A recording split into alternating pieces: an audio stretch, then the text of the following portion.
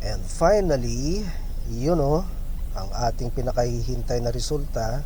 Ito bali ang magja-justify sa lahat kung worth it nga ba talaga itong pinagkagastusan ni client. So, isang buwan din natin itong inaabangan simula noong na-install natin itong solar. So, ito na. Kumbaga, ito ang pinakabalido na certification para dito sa ginawa nating solar setup. Walang iba kundi itong billing mismo. Ito talaga ang magpapatunay kung successful talaga itong ginawa nating setup. Tingnan nyo to. 2,400 na lang ang bill ni owner. Yan lahat-lahat ang babayaran niya. Magkano ba dati? Ito, ang huling binayaran ay 7,300 plus. So mga 5,000 ang nasave ni client.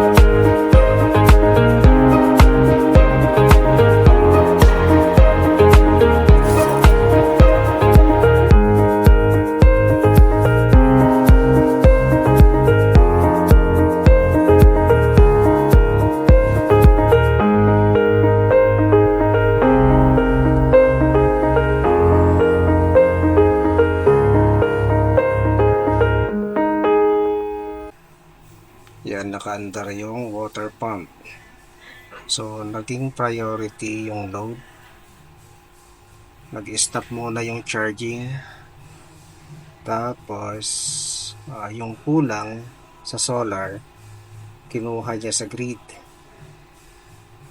Okay, 8:15 pa lang. So, nag-produce na siya ng 600 watts. Yan. 0.6 kilowatts.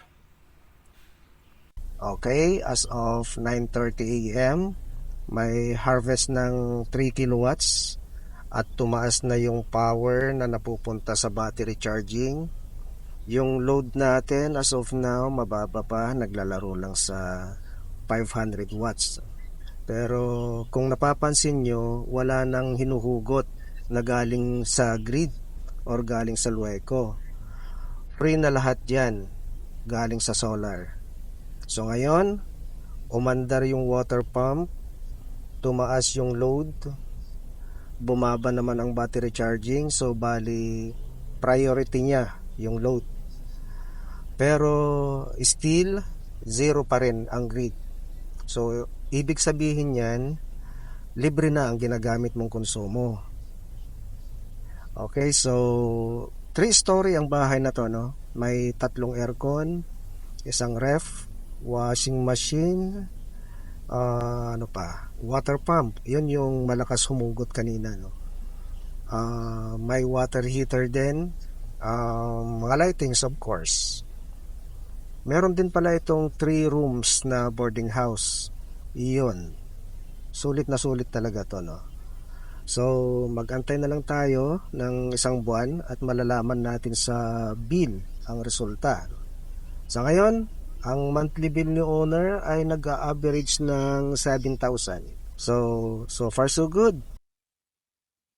And finally, ang ating pinakahihintay na resulta. Ito bali ang magja-justify sa lahat kung worth it nga ba talaga itong pinagkagastusan ni client. So 1 buwan din natin itong inaabangan simula noong na-install natin itong solar. So ito na, kumbaga ito ang pinakabalido na certification para dito sa ginawa nating solar setup. Walang iba kundi itong billing mismo. Ito talaga ang magpapatunay kung successful talaga itong ginawa nating setup. Tingnan niyo to, 2,400 na lang ang bill ni owner. Yan lahat-lahat ang babayaran niya. Magkano ba dati? Ito, ang huling binayaran ay 7,300 plus. So mga 5,000 ang nasave ni client. Imagine that. Ito yung history. Simula last year, ang consumption ni owner ay merong 900 kilowatt hour, 958 kilowatt hour, 935, and so on and so forth. Pagdating ng January at February, may retracement ng konti dahil siguro taglamig pa yan, no? Pero for sure, pagpasok ng March at mag-umpisa na ang summer, katulad ngayon, umaabot ng 48 degrees Celsius ang heat index. So ibig sabihin yan, mag-i-spike ulit ang consumption. At syempre, since mataas ang demand, mataas din ang singil sa kuryente. Tama?